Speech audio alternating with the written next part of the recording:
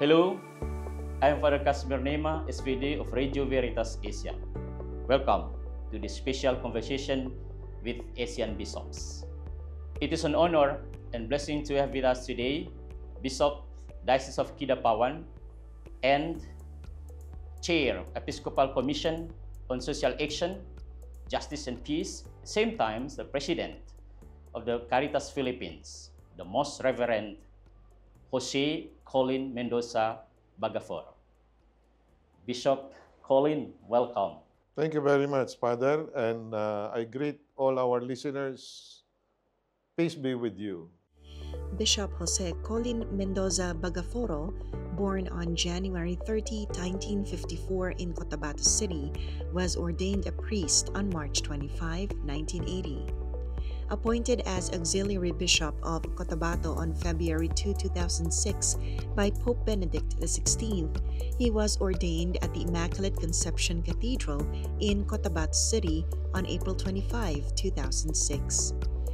Bishop Bagaforo currently serves as the President of Notre Dame of Tacurong College in Tacurong City and as Vice President of the Notre Dame Educational Association.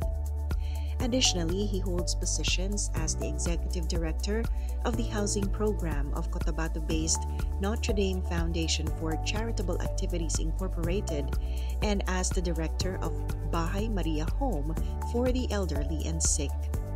Furthermore, he chairs various boards, including the Archdiocesan Pastoral Board, Financial Board, Personal Board, and Seminary Board. On July 25, 2016, Pope Francis appointed him as the Bishop of Kidapawan Diocese. Can you tell us, provide us an overview or general picture of your diocese? Well, first, my diocese of Kidapawan is located in North Cotabato. And North Cotabato is once a part of the Archdiocese of Cotabato. If you recall, many years ago, the Archbishop of the Archdiocese of Cotabato was Cardinal Orlando Quevedo. And Cardinal Quevedo, the first time that he became a bishop in 1978, was also the Bishop of Kidapawan. The Diocese of Kidapawan was established as a plerature in 1976. And for the last 40 to 41 years, I'm the number 6 bishop already of Kidapawan. I took over the diocese in 2016. And the diocese has around 18 parishes when I came in. And as of now, there are 21 parishes, 1 mission station. When I came in, there were around 30 diocesan priests, and now there are 48 diocesan priests. In the Diocese of Kidapawan, it has been started by the Oblates of Mary Immaculate as their mission station way back in 1938, 1939. Now there is only two. There are only 2 oblate priests in the diocese. One is taking care of the retreat house. The other one is taking care of the radio station. We have Franciscan fathers and we have PIME fathers. What are the main ministries offered in your diocese, Bishop? Well, the usual ministries that you see in many parishes here in Mindanao or in the Philippines, but we categorize them into 4. We call it WESTI. WESTI is the acronym. The worship, the education, the services, temporalities, and the youth program ministry.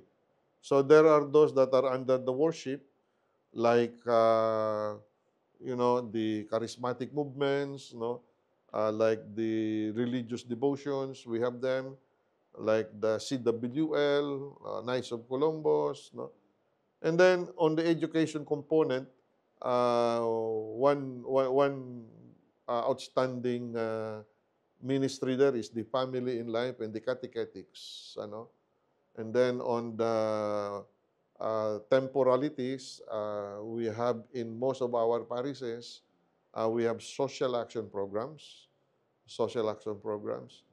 And of course, we are giving importance to our youth ministry program. In general, those that are doing very well in terms of many activities that they do are what we call the mandated organizations, like CWL, Knights of Columbus, the charismatic movements, the El Shaddai, Corpus for Christ. Those are the ministries and apostolates that are helping us in our evangelization program. But the focus really of our evangelization is on building, nourishing our small Christian communities, which we call basic ecclesial communities. Or in our dialect, we call it JKK, Gagmayng Kristohanong Katilingban. That's a basic ecclesial community. It's bringing the bigger church down to the remotest and to the lowest level of our sector of our society. Every Sunday, at the beginning of the day, they will all go to the main parish. They will get the Holy Communion. They will bring them to their own barangay, to their own chapel. The small basic communities of family groupings will come together and they have their own celebration of the Sunday liturgy. Thank you. That's great, Bishop. Statistics in 2019 says that the total population of Catholics in your diocese is around 58% out of more than 950,000 people, no? It'd be more now. It means there, yeah. More than 1 million now. Yeah, it means there are other religions or other churches, denominations that exist in your diocese. Yes. So my question is, being in that multicultural setting of diocese, Yes. what are advantages and disadvantages of you experience or witness in that situation? Well, it is true, Father, that my diocese has a big percentage of other religions. No? Most particularly in my diocese, the IP communities, the indigenous peoples, they have their own religion. We call them Lumad, no? If I may say, of the around 20 or 25% of the population of North Cotabato would belong to the IP communities. Around one half of them are now Christians. But many of them are not Catholics. Many of them are of, evangelical Christians, mga Protestant Christians of major denominations.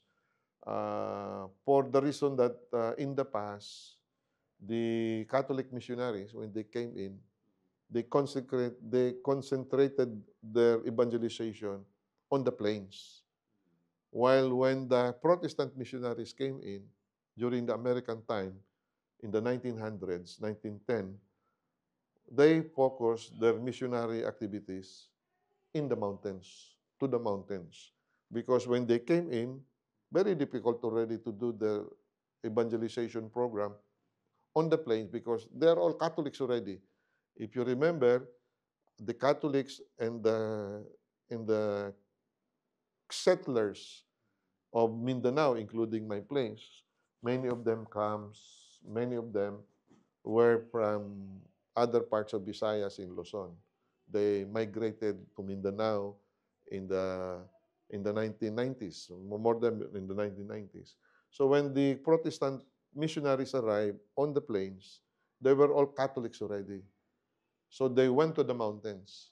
So that is why around in my diocese, of the 30% uh, uh, uh, IPs, indigenous peoples, around one half of them would be already evangelical Christians, you know. So there would be only around another half of the 30% who would remain in their own native indigenous religion or kind of worship. No? The other 20% or 50% would be Muslims, you know, Muslims, especially those on the southern part of my diocese, because the southern part of my diocese is already the border with Maguindanao. And Maguindanao, which is the central part of Cotabato, Maguindanao is almost like 90% Muslims. And as you know, Maguindanao is the core province of the Bangsamoro Autonomous Region in Muslim Mindanao. And in North Cotabato, where my diocese is, there are around 57 barangays already of the 4 municipalities along the borders of North Cotabato and Maguindanao have opted already to become part of Bangsamoro Autonomous Region in Muslim Mindanao. So you are right. In my diocese, there are majority would be Catholics, 58% or 60%. The other, uh, the other 20% or 25% would be the indigenous peoples in the mountains, no? And the 10% or 10 to 15% would be Muslims of Islam faith. So very important that in my diocese and other dioceses that are located in Muslim areas, very important that we have what we call an inter-religious dialogue ministry. What inspired you to answer yes to God's call? One of my inspiration was a doctor, famous, serving in Vietnam, serving in Cambodia, serving in Thailand by the name of Dr. Tam Dali. I read his book. So I wanted to become a doctor, but I was caught with the student activism here in Manila. There is no classes always. So I thought of maybe I should go back to my first, aspiration to become a priest. That's where God wanted me. So I went back after almost 3 years here in Manila. I went back to the seminary. And from then on, straight. No? What really motivated me was, of course, at the very beginning, it was, very idealistic, like any other young man, to be able to serve our community. But of course, later on in the seminary, you realize really what aspires you is to be able to become, you know, to become the person of Christ to others. To call the challenge that Christ have asked us to make His presence, a reality in the Word and with others. So I became a priest in 1980. And became a bishop 2000. 2006. So after being a bishop for quite a number of years now, so what are the major challenges you face in your ministry? One big challenge is how to make the gospel, how to make the message of the gospel as much as relevant to others, to the people. Especially now, the greatest challenge that I see is, at least in the Philippine context, number one is how to bring the gospel to the youth of today and to the families, More and more, I see many families that are suffering with what we heard in other countries, like broken marriages, separated couples, absentee father, absentee mothers, issues on, issues on uh, many issues on morality, like abortion, like, well, in my place, like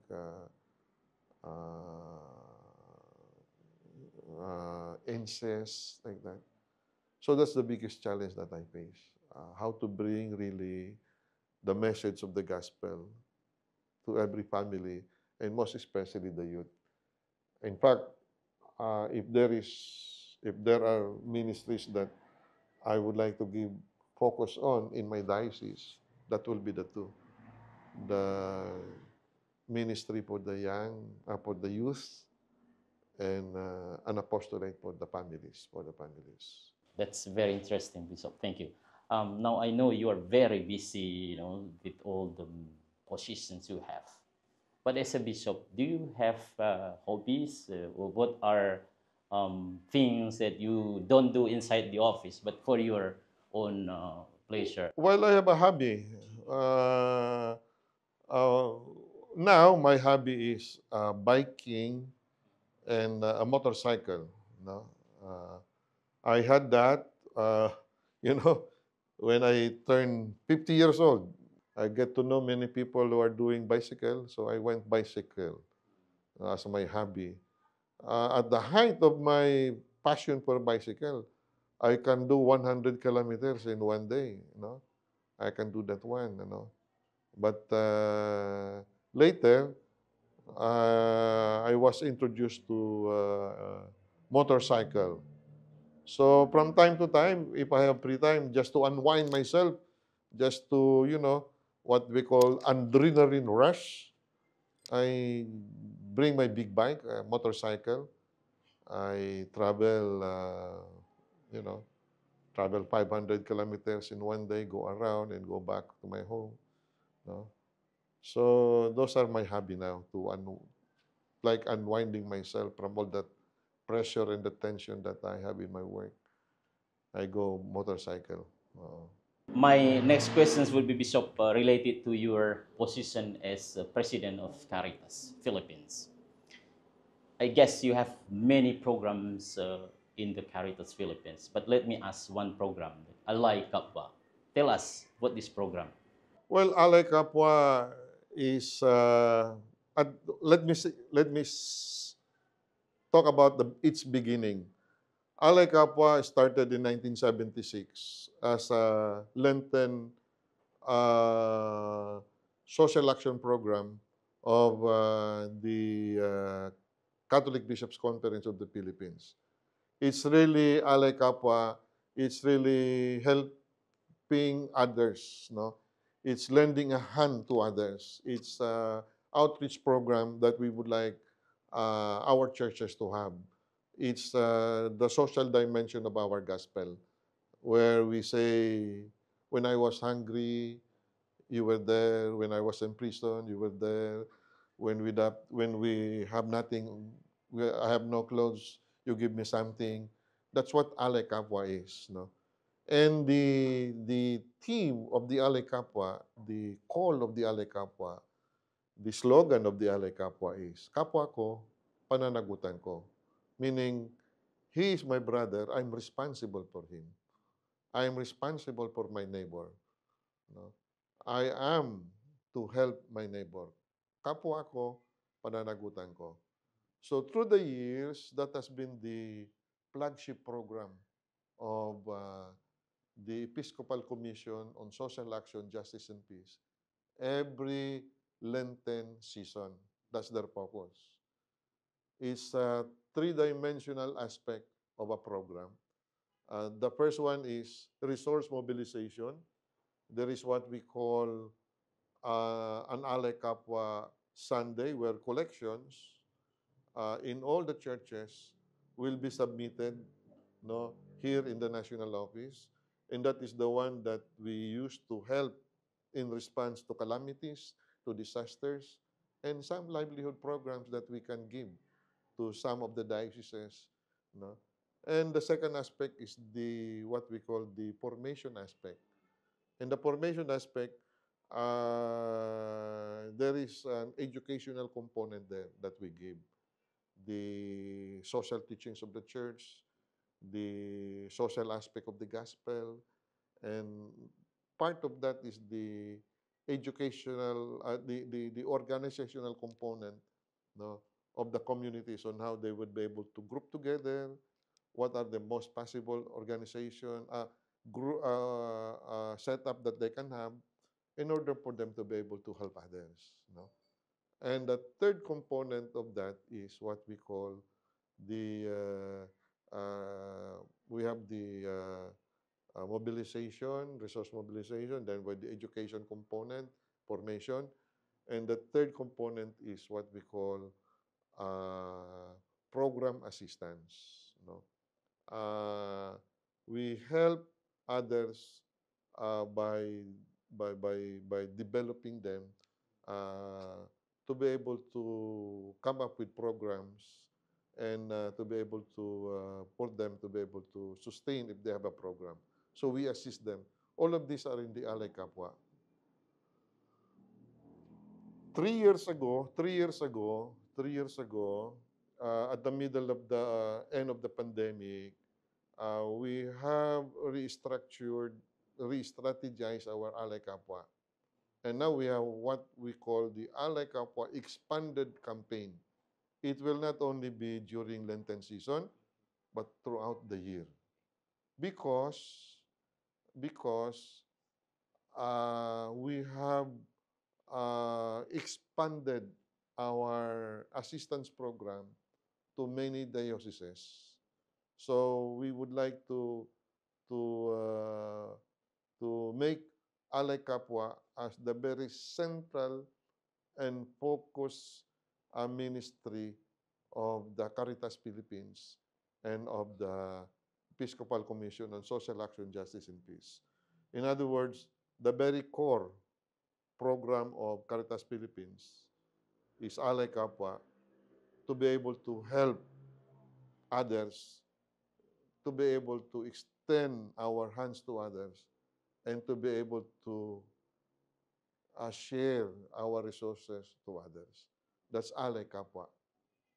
Last time, you issued a statement on just and inclusive approach regarding the modernization of jeepneys in the Philippines. Yes, yes. Tell us, what is your approach? Well, before I say about that kind of approach, I would just like to mention that as Episcopal Commission on Social Action, Justice, and Peace, our mandate coming from CBCP is to be present in the public square in order to bring the church, in order to bring the voice of the church, and in order to bring the voice of the gospel, in order to become a moral compass on issues in the political, economic, social, and cultural life of our people. And it is because of that mandate that our commission is always, on the go and always uh, uh, situated or always in the burning issues of our society. And one of them now is the phasing out of our jeepneys. You're familiar with the jeepneys here in the Philippines. Our jeepneys here in the Philippines, many have said, are already outdated. Second, many are saying it's one of the cause of pollution, air pollution, no, because it uses a diesel fuel, no. So the government wanted to phase them out, no. And what our position is, it has to come up with a transition program.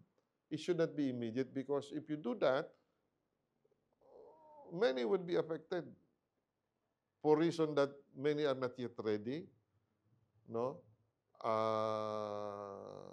They have no financial capability to shift from their ordinary jeep to become what is the required jeepney of the government, which is air conditioned, and sometimes it should be, they would prepare an electric fueled vehicle. So many are not yet ready for that. Many of our drivers, many of our operators, they don't have money. They don't have, unless of course they will be provided with a subsidy from the government, But that's what we are asking. A just, approach in implementing this program of the government. For both of your positions, Bishop, as Episcopal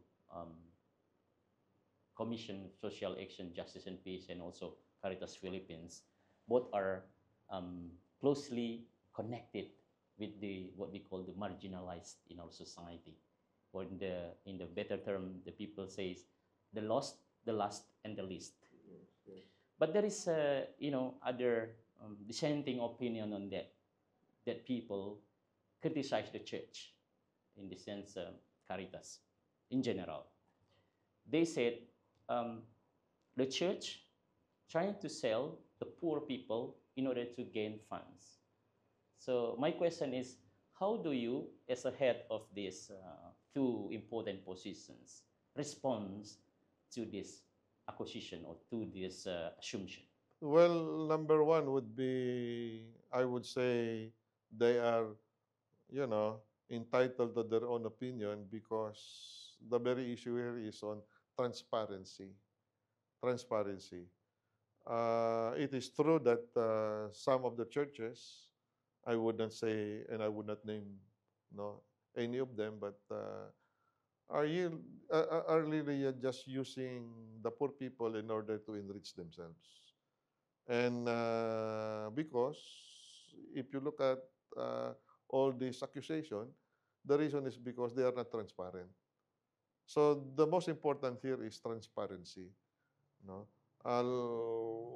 for everyone to know where does the money of others go. No, but the other aspect, is there are people who can afford and they just do not know how to help. And when they would like to help, they would like that the little thing that they help would really go to those that they wanted to help. And so here it is, the church as an intermediary. So the church as an intermediary, can pull all these people who would like to help and pull all the resources in order to bring the resources to the people and to the sector that others would like them to help. So that's the role of the church. That's the role of Caritas. That's the role of Episcopal Commission on Social Action and Justice and Peace. We are a conduit, of the charity that others would like to extend to others. Instead of them going directly to those that they wanted to help, sometimes, they think that they only have 100 pesos. And if they help the poor, they know it's nothing to 100 pesos to the poor. But if they pull all those help that they want, it can help a bigger assistance to those that needed the help.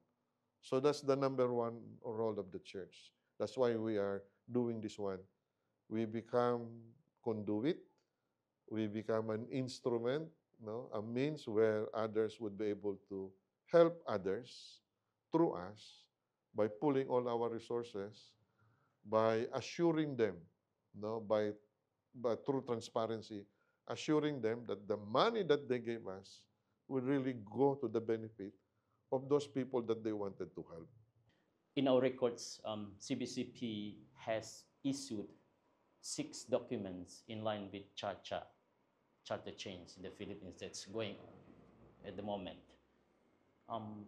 Why CBCP against with this cha-cha or charter chains? Well, number one,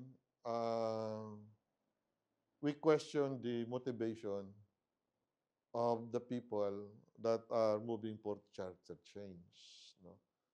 From the time of President Ramos, right after this 1987 Constitution was ratified by our people and has become our Constitution, basically the motivation was two. The first one is to extend their years in office. They wanted to continue on because there are limitations in the new constitution that we have. For example, for the president, he is only allowed to serve for 6 years, no more re-election, etc., etc. But others wanted to, extend their services, to extend their office. Number two, if there is and if there will be, there should be proper formation program, education component, which they failed. They have failed at one. If they wanted to change it, let's have a 1-year education component for all our people to know what really has to be changed in the Constitution. The third one is from the very beginning, when they started changing the Constitution, they would always say that they wanted to change the economic provisions of the Constitution. Because in the Constitution, now, foreign owners, foreign companies are not allowed to have properties, etc., etc. And they wanted to change that one. They said economic progress will, become faster if we allow foreigners to own land, etc., etc. So that's the second reason. The third reason is we are afraid because of the many liberal ideas that are going around here. For example, during the time of Estrada, there is what we call the liberal ideas of putting into the Constitution the 5 deadly liberal ideas they would like to be included in the legislation. Acronym DEATH, D-E-A-T-H. Number 1 is divorce. Number 2 is abortion. Number 3 is euthanasia, mercy killing. The other one is total population control. That's why they wanted to put artificial means of family controlling, And letter H is they wanted also to include in the legislation same-sex marriages, homosexual marriages. We call them death, no? And that is very apparent in many of the legislators now. They wanted to include it down. Our present constitution, according to ex-justice, Chief Justice Hilario De Bidi, our present constitution is, of all the constitution that they have, our constitution is the most pro-God, pro-people, pro-environment, no, pro-life. That's our constitution. And very nationalistic, pro-country, our present constitution. We have consulted our big universities to study our present constitution, the pros and the cons, like University of Santo Tomas, La Salle University, Ateneo de Manila. The research department help us, the political department help us analyze our constitution. And they would always recommend it's not yet time to change it. Many of the aspects of the Constitution, if implemented, would have brought economic progress to our country, like the anti-dynasty law. There is no implementing rules that the Congress were able to do, but it's there in the Constitution. And they wanted to remove that because for their vested interests. The other aspect is, for example, the aspect on that in the Constitution that they would like to change is on the aspect of tenure, on the aspect of, for example, being able to be re-elected. There is always a term, 9 years, 3 years only. Others would like to remove that so that they can become mayor for the entire, for the rest of their lives, you know. So we are very careful on that. We are very careful on that. That's why we said it's not yet time. It's not yet time. You know? Bishop Colin, thank you very much for this very interesting conversations, and thank you for sharing all your ministries with us, and of course also your diocese and your vocation. I am Father Casimir Nema, SVD of Radio Veritas Asia. Thanks for watching, and see you next time for other interesting conversations with Asian Bishop.